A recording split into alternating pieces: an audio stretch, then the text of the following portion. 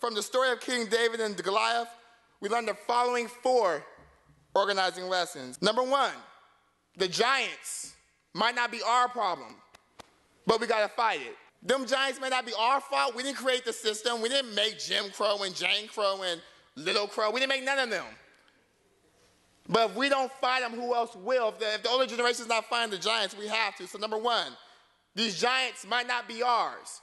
We may be young, but we have to fight it. Number 2, those in power, your advisors, your university presidents, the elders might get mad.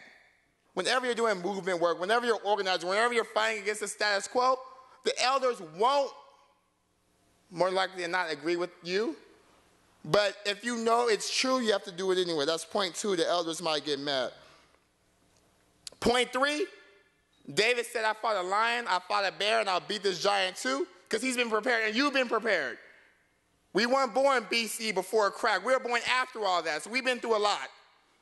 We've seen family members addicted to drugs. Some of us have been homeless ourselves.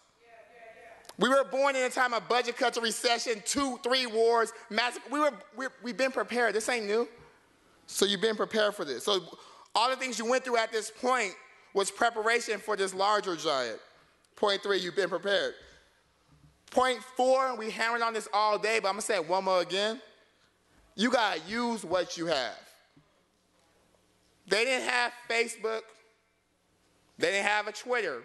All they had was some jails and a bus. And look what they did with that. Actually, when I was on the Freedom Ride, one Freedom Rider, Robert Singleton, he told me that he was in jail on August 4th, 1961 for his participation. And that date's very special because on August 4th, 1961, Barack Hussein Obama was born.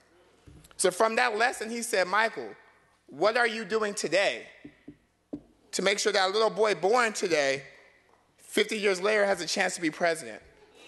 What are you doing today at Haley's Farm so the little boy at your university 50 years from now can be SGA president, then go into politics? What are you doing today for that someone yet unborn has more opportunities than you have? So I don't know about y'all, but I want a future 40 years from now.